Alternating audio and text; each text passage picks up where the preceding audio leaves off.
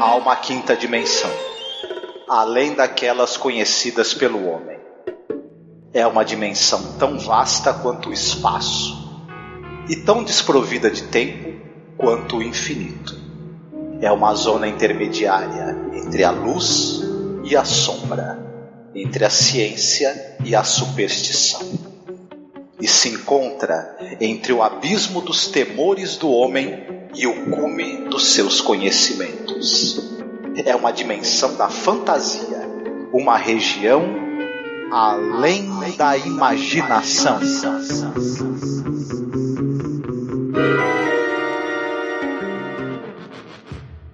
I swear I just don't understand.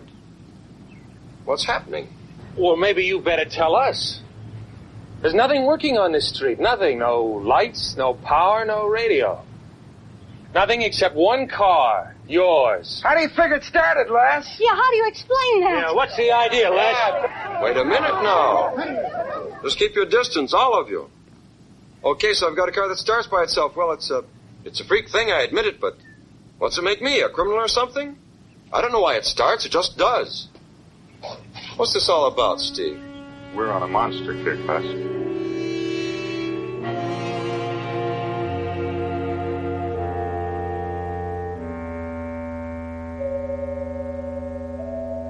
Olá, ouvinte! Seja bem-vindo à Zona do Crepúsculo. Eu sou a Angélica. Eu sou o Marcos. Eu sou o Felipe, do Vortex Cultural e do Cine Alerta. E hoje vamos falar do próximo episódio de The Twilight Zone. Episódios mais memoráveis, na minha opinião, claro, né? The Monsters are due to Maple Street. Os monstros estão na rua Maple. Exatamente. Esse episódio é um episódio que vai tratar do tema paranoia. Começando aqui o nosso bate-papo, falando algumas curiosidades sobre o episódio. E aí, Marcos, curiosidades referentes ao episódio Os Monstros da Rua Maple. Eu acho que logo de cara dá pra gente falar sobre essa questão interessante que o Rod Serling resolveu tratar, que é essa era pós-macartismo, né? O Rod Serling esteve na Segunda Guerra Mundial, né, se eu não me engano. Ele era militar, lutou em guerras aí, e depois você teve nos anos 50 o macartismo, essa paranoia, esse medo aí dos comunistas, né, de o seu vizinho podia ser um comunista infiltrado, né, denuncie o seu vizinho, se você vê qualquer comportamento estranho, faça um relatório para as autoridades entregando o nome do seu vizinho para que ele possa ser levado para interrogatório. O Rod Serling era roteirista. Um dos principais alvos dentro ali da indústria do cinema e da televisão, da perseguição macartista, foram os roteiristas. Vale a pena lembrar muito, por exemplo, a história do Dalton Trumbo, né? A gente teve aquele filme que foi a biografia do Trumbo, que foi feita recentemente, que mostra muito isso, essa questão da perseguição que vários roteiristas sofreram. Tem o filme dos irmãos Coen também, Ave César, que trata um pouco desse assunto. E aí acho que o Rod Serling, acostumado, né, a ser censurado e nas suas tentativas ali de tratar assuntos sociais e o pessoal com medo, né, que os roteiristas tinham muito medo de ser acusados, né, de comunista. A gente sabe que em épocas ali onde se tem essa paranoia, você não precisa ser comunista, basta você querer tocar numa questão social, basta querer você fazer alguma crítica social que você é logo taxado de comunista, né? E logo pode ser caguetado pelas autoridades. Então toda essa paranoia, essa loucura que tomou conta da América nos anos 50 está muito bem retratada nesse episódio. Não, cara, eu acho doido porque esse episódio ele me fez lembrar um bocado de uma outra série dos anos 60, que é Jornada nas Estrelas, né, de Star Trek, a série clássica, onde o Gene Roddenberry, que era o principal, o criador da série, o cara que comandava a sala dos roteiristas e tal, ele tinha uma ordem na época de não falar na televisão de maneira aberta sobre a Guerra do Vietnã. Então ele utilizava uns simbolismos dentro dos episódios para representar aspectos disso daí, sabe? Da Guerra do Vietnã em si. Tem um episódio, se eu não me engano, é A Taste of Armageddon, que é... não lembro o nome dele brasileiro, mas é um episódio onde tem a Enterprise, ela passa por um planeta que tem dois povos em guerra.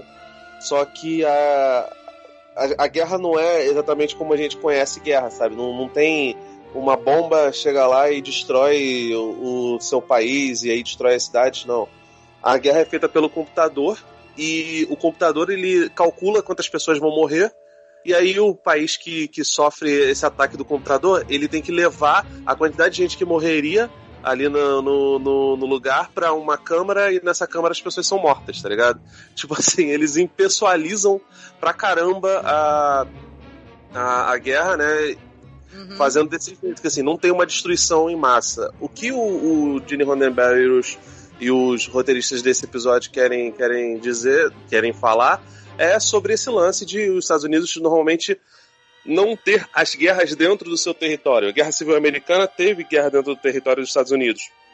Mas para eles, como é no exterior, para o povo em geral, isso soa distante demais. Mesmo que alguns soldados percam as vidas, né? Mesmo que os jovens percam suas vidas, ainda assim não é dentro do território deles, né? E aí no final das contas o Kirk destrói o computador e fala: vocês querem continuar a guerra? Beleza, façam a guerra direito.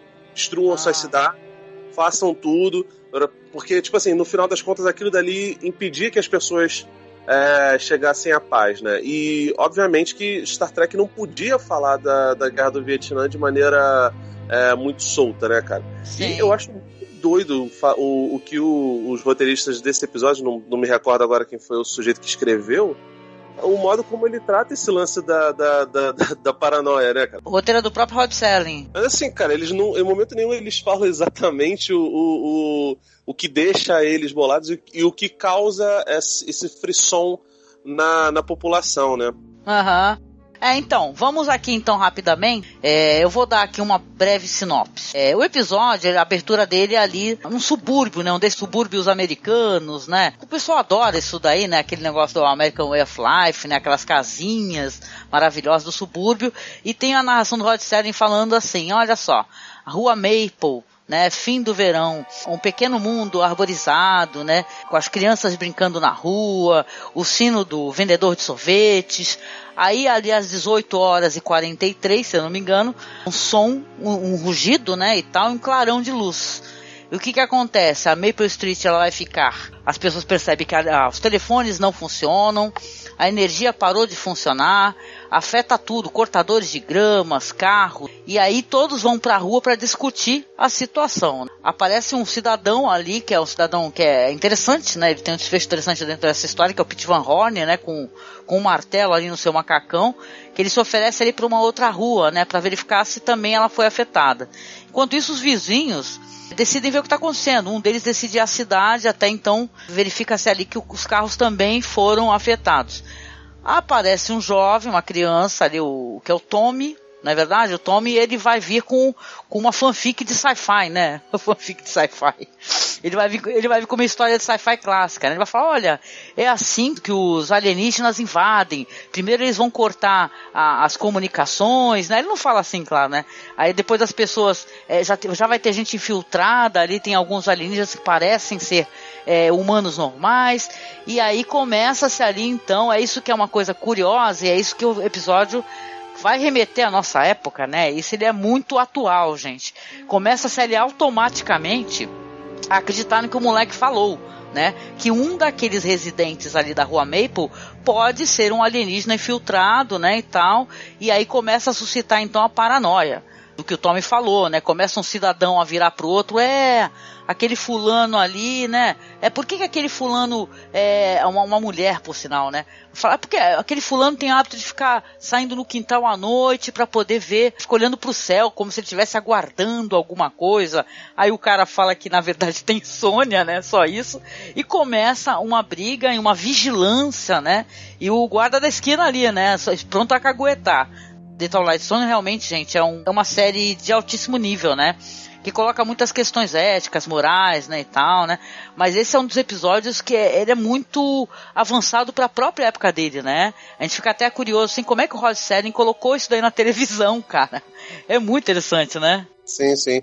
Eu acho doido, cara, porque ao mesmo tempo que eles tratam de algumas coisas veladamente e com sutileza no roteiro, os atores, eles são bem diferentes disso daí, né, cara? Porque, afinal de contas, assim, são episódios muito curtos, tem 20 e poucos minutos, e eles têm que passar a informação de um jeito mastigado o suficiente pro grande público entender. Afinal de contas, não é exatamente uma série de nicho. Apesar de ter se tornado um cult, né, ou Além da Imaginação, é um seriado pra família ver, né, cara? E é doido como anos 50 as pessoas tinham uma liberdade pra poder falar sobre isso, enfim, né, sobre esses temas, ainda que de maneira velada. Sim. Agora, cara, eu acho muito doido, porque eu vi também o remake que fizeram, passou, acho que, se eu não me engano, no SBT, eu não lembro, sinceramente não sei quando passou aqui no Brasil o Além da Imaginação original, tá ligado?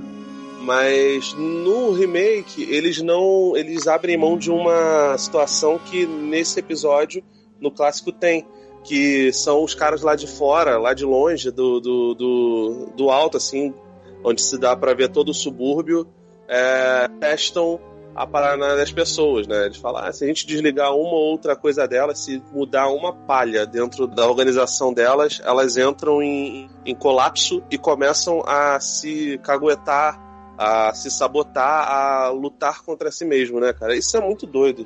Porque, no final das contas, por mais que, assim, o subúrbio americano é bem diferente do nosso subúrbio. Aqui no Brasil, a pessoa que mora no subúrbio, geralmente ela é um pouco mais pobre, não é tão endinheirada, né? Obviamente que tem gente rica nos subúrbios do Brasil, do Rio de Janeiro, de São Paulo, de Minas, mas é um pouco diferente. E lá é mais a classe média alta, gente que tem dinheiro e que não quer ficar exatamente na área urbana, quer morar na né? cidade, é verdade.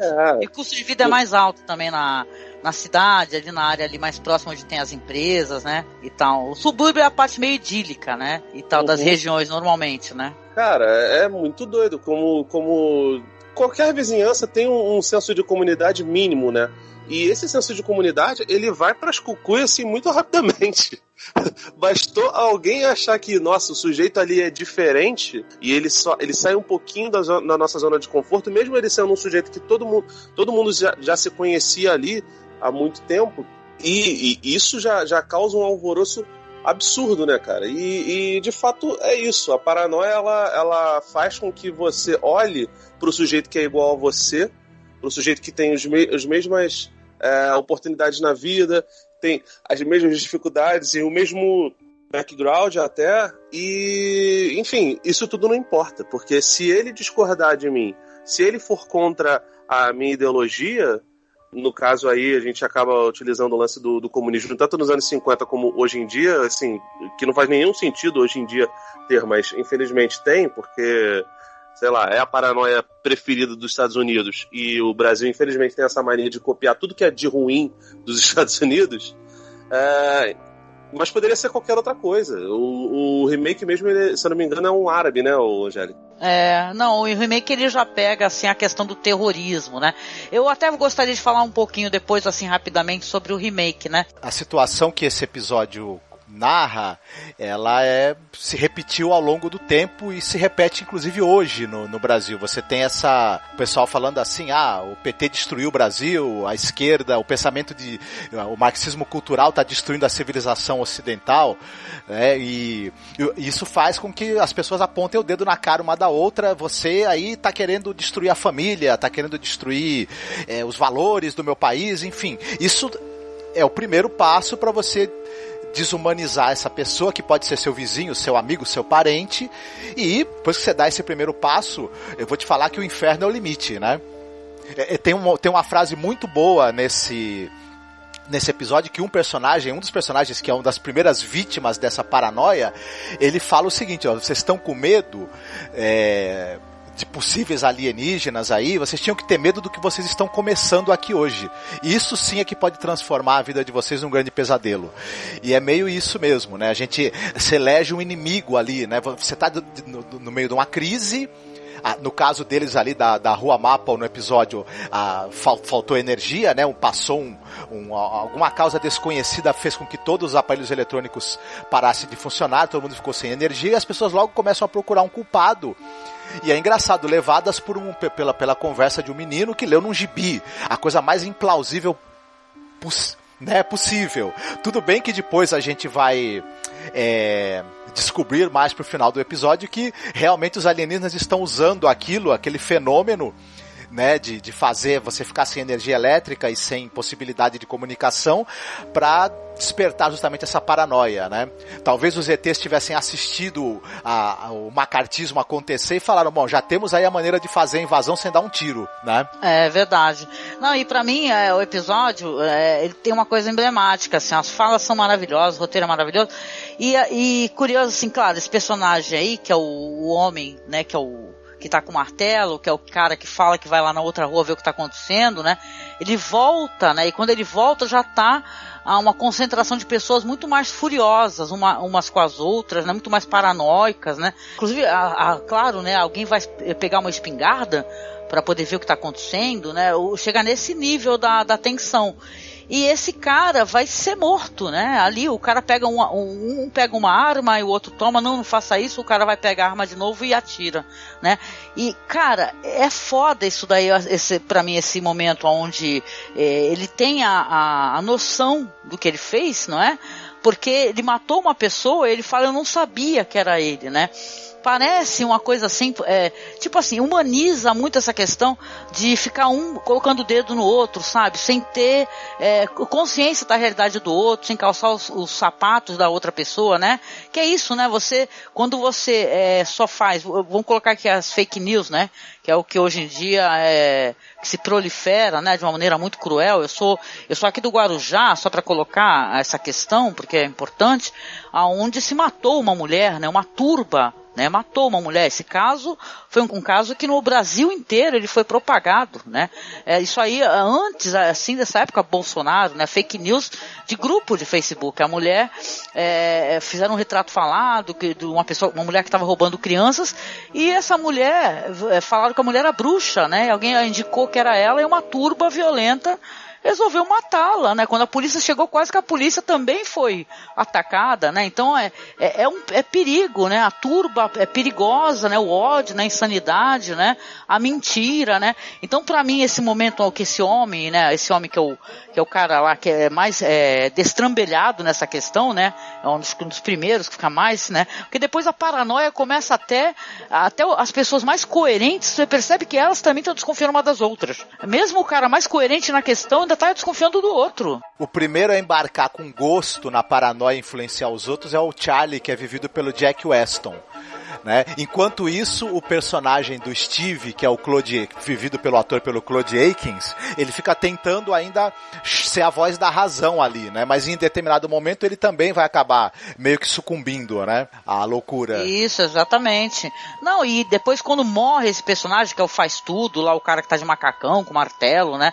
Que ele vinha nas sombras, né? E foi alvejado, né? Porque achavam que ele era o monstro da Maple Street. Todos se tornam monstros a certo momento. E o cara grita, né? Eu não sabia que era ele, não vi que era ele, né? Então é muito fácil você julgar, você fazer qualquer coisa sem saber quem é o outro, né? Quando é um outro que você sabe da vida dele, que nessa mulher que ela foi assassinada, a mulher estava com a Bíblia na mão, entendeu? Então isso é bizarro, né? Então é um episódio assim muito, muito atual. Ele é atualíssimo, entendeu? Eu lembro o vídeo do Meteoro, fica aqui a referência. O canal fez um vídeo muito bom sobre The Twilight Zone, e ele também colocou essas questões assim, né? Desse patrulhamento e tal, dessa mentira que ela é propagada, né? O culto à desinteligência, não é? Você não ler, né? Tem episódios que tratam disso também, além da imaginação. Então é muito interessante.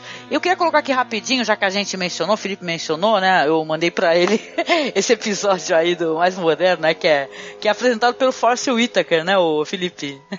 Sim, tá gordinho ainda. Tá gordinho. Eu gosto muito do Forrest Whitaker. Agora eu não gosto muito dessa temporada, esse revival. Esse episódio, assim, eu vi vários problemas nele. Eu queria até comentar com vocês. Que ele coloca uma questão mais atual, que é a questão do terrorismo.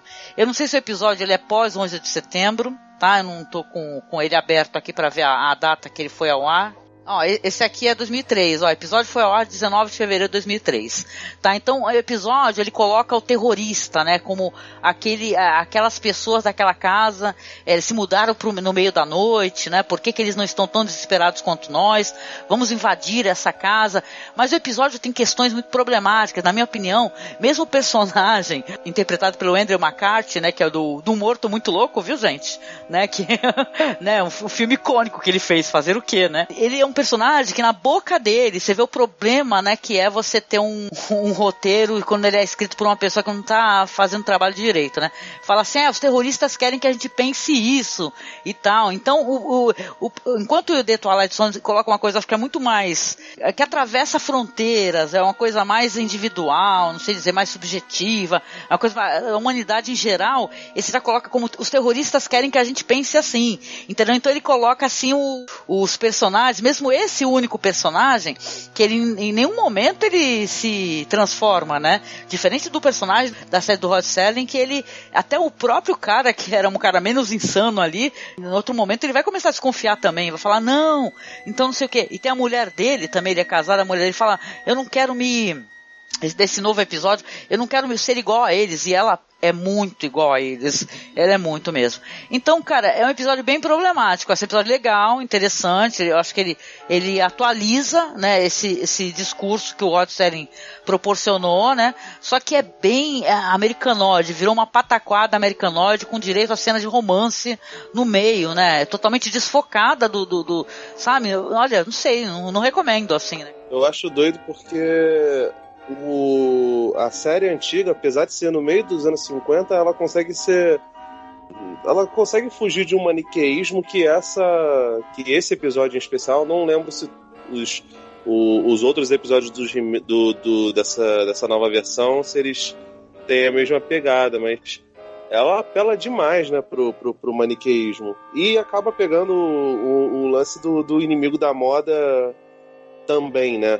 Mas a forma como o Rod Serling escreve o primeiro episódio é um pouquinho melhor urdida, né? Construidinha. Eu diria também, Felipe, que se a gente assiste os dois, você compara a montagem de um episódio com o outro. A diferença, a capacidade que o diretor do episódio original da Além da Imaginação dos anos 60 tem de conduzir a narrativa, a maneira como os cortes vão ficando mais rápidos e subjetivos e você vai dando aquela sensação de urgência e desespero. A fluidez narrativa do episódio original é muito maior. Ele tem muita coisa de linguagem cinematográfica ali, enquanto que o episódio de 2013 ele é uma coisa mesmo com cara de linguagem mesmo pra TV, assim. Você tem muito menos recursos narrativos ali sendo empregados, né? Embora seja um episódio muito mais recente, feito muito mais pra cá, né? Pois é. Ele tem ele lembra quase um telefilme, né, cara? Agora, eu acho muito doido, cara, porque hoje em dia muita gente gosta pra caramba de Black Mirror. Eu acho uma série legal, especialmente porque tem toda uma estética de TV britânica, né? E tem um investimento grande. É uma série cara, né? E o Twilight Zone, cara, é muito doido, porque, primeiro, não é muito... Os episódios não são caros, né? Pelo menos não aparentam ser, tanto que, porra, a primeira cena de discussão... Eu esqueci o nome do personagem, o sujeito que é acusado de ser o cara que tá causando aqueles rebuliços e os curtos-circuitos, os colapsos dentro da comunidade, ele é meio carequinha, sabe? E calvo, né? E o cabelo dele vai mudando de acordo com o ângulo que a câmera pega, né? Então, tipo assim, não é um grande cuidado com continuismo, sabe? Mas, cara, você vê que é uma produção barata, curta, a história é curta, ela é direta e você não sente que a parada é rasa, entendeu? Isso que eu acho muito doido, porque é muito difícil você fazer isso no roteiro. Porque os personagens, eles não têm uma super introdução, não se mostra, o passado deles não se dá tempo de você se afeiçoar a eles, né? Até por isso eles têm que ser o mais universais possíveis, né? Muita gente chamaria de genérico, mas pelo menos pra mim não fica essa sensação de que é genérico. A situação, ela é tão urgente, é gritante, que você embarca naquilo dali. Eu lembro que recentemente eu também vi um episódio desses do Além da Imaginação. Eu acho até que tinha o Will Shatner, cara. Que era o episódio do avião lá, o que inspirou o Gremlins lá, o filme do Joe Dante, tá ligado? Que também é muito legal, mas assim, é bem diferente. Esse episódio da Rua Maple, ele é mega mais sério e trata de uma questão de maior urgência, né? Mas, cara, é triste que a nossa realidade imite a arte, né? Especialmente com essa imbecilidade aí que falam de marxismo cultural, cara. Se existisse marxismo cultural, a gente não tava nessa situação calamitosa que tá hoje, a gente não estaria tendo gente pobre perdendo direito, a reaçada não surgiria como tem surgido, não aconteceria essa movimentação que não é exclusividade do Brasil, é uma coisa mundial, enfim. Sim. E, cara, cada vez mais eu tenho menos paciência, eu não sei vocês, eu tenho menos paciência pra ficar discutindo com bot, sabe? Com robôzinho. Nem me dá o trabalho. Também tá difícil. Isso não vale a pena e é uma bobeira, cara. Enfim, eu não sei até que ponto a gente também tem que deixar de conversar com as pessoas, porque é complicado. A falta de diálogo é um negócio que o roteiro do Rod Serling acusa como uma problemática da sociedade, mesmo que seja naquele micro-universo da Rua Maple. Sim, e acho que isso também é um problema nosso, do país, inclusive, do Brasil, inclusive. Só citando uma coisa engraçada que o Felipe falou do baixo orçamento, foram usados roupas e cenários que foram reaproveitados do filme do Planeta Proibido, né? Aquele filme exato, aquele filme de ficção científica da Disney, né? E inclusive a nave dos alienígenas, quando ela está indo embora, ela é a nave do Planeta Proibido, só que para as pessoas não reconhecerem, ela foi filmada de cabeça para baixo, né? E aí os uniformes dos aliens, aquele lugar onde eles estão, é tudo cenário reaproveitado do filme, né, para baratear, mas não tem problema nenhum. E vocês depois querem que a gente cite as referências aí, filmes inspirados, porque tem umas referências interessantes aí. Então, tem uma outra série de TV chamada The Outer Limits.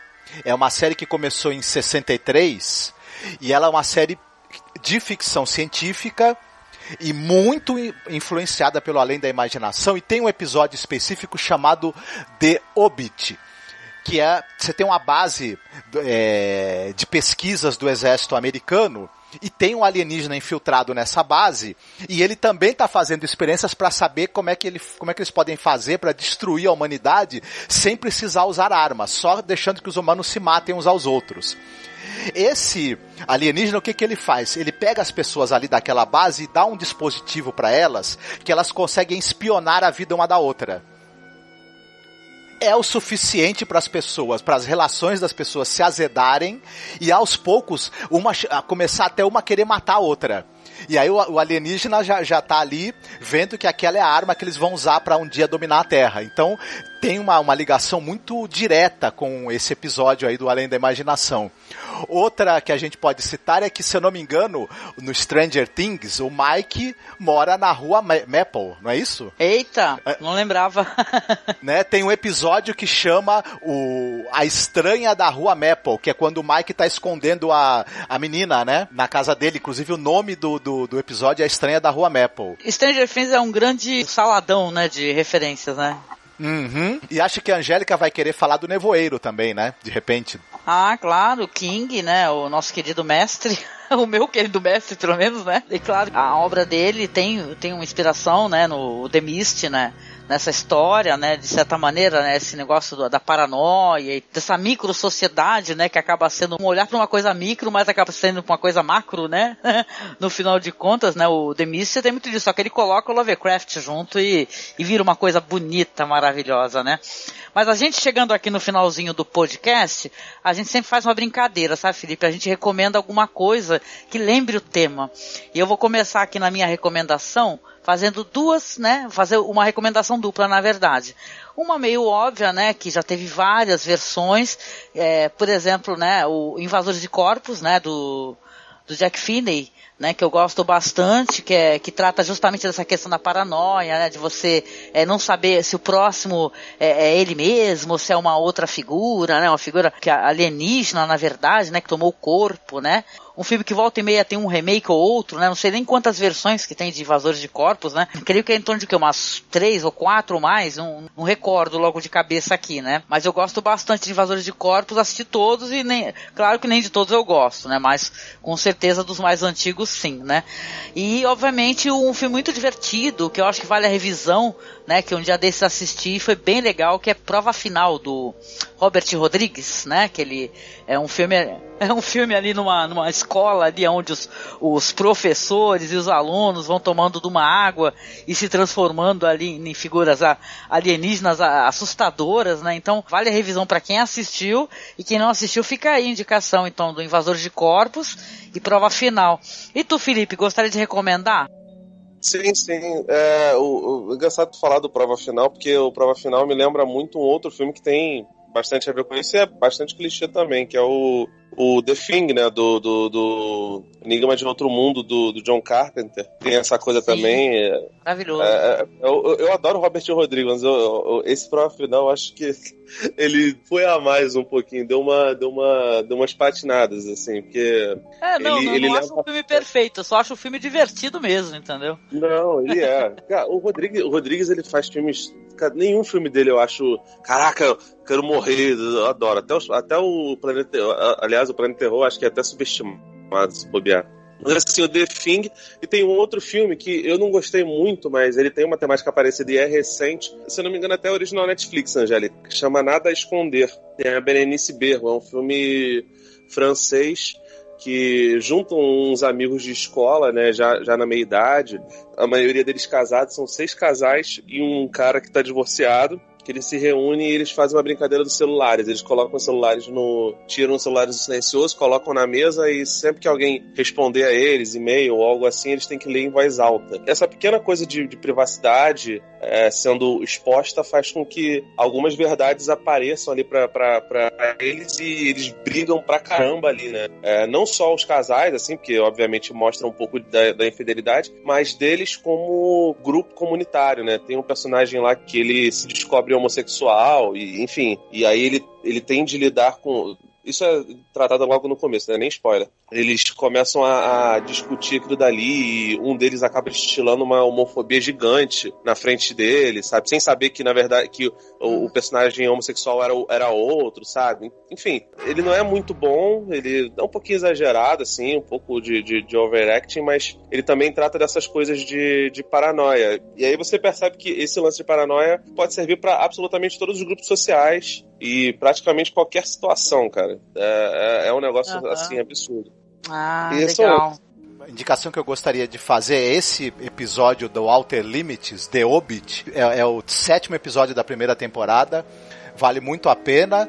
O filme Trumbo, que é um filme com o Bryan Cranston, que fala sobre esse roteirista famoso de Hollywood, talvez o maior roteirista que Hollywood já teve, e também vítima da perseguição do macartismo, e um quadrinho que foi lançado no Brasil um tempo atrás, o Castelo de Areia, do Pierre Oscar Levy, do Frederick Peters, que é um quadrinho no qual acontece também um fenômeno ali que as pessoas não sabem explicar, e elas tentam eleger um bode expiatório para culpar por essa situação que elas estão vivendo. Também é bem interessante. Legal, né? E a curiosidade também é que o episódio virou um quadrinho, né? E tá, a gente estava até comentando, né, Marcos? Um quadrinho ilustrado pelo Skylar sobre os monstros da Rua Maple. Eu não li, infelizmente. Então é isso, minha gente. A gente comentou um pouco sobre esse episódio excepcional de The Twilight Zone. Fica aqui o convite, tá? Pra você vir comentar, tá? Vir indicar episódios pra gente. A gente está selecionando. E agradecimentos ao Felipe, cara, por participar com a gente, né, Felipe? Faz um jabazinho no final aqui pra gente. Opa, sempre um prazer, Angélica. Adoro conversar contigo, com o Noriega, esse homem maravilhoso. E se vocês quiserem ouvir um pouco mais das minhas ideias e ler meus textos, eu escrevo no vortexcultural.com.br. A gente fala sobre cinema também, fala sobre série, fala sobre literatura, quadrinhos. E o Cine Alerta, que a gente está fazendo minicasts de True Detective agora. Essa 3ª temporada tá bem legal. Fala sobre... Oi? Muito bom, eu tô escutando, não perco um. E eu falei, porque a temporada tá muito boa e os podcasts de vocês também estão excelentes. Muito bem. Pô, cara, eu também tô gostando muito da temporada e é isso, né, gente? Um beijo aí no coração de vocês. Também acessem o meu canal no YouTube, a Brisa de Cultura. A gente tá lançando agora coisas mais autorais. Vamos lançar alguns clipes de música, enfim. Acessem lá também no YouTube, Brisa de Cultura. Beijinho, até mais. Opa, fiquem bem, parem de espionar seus vizinhos e vão escutar um bom podcast, tá?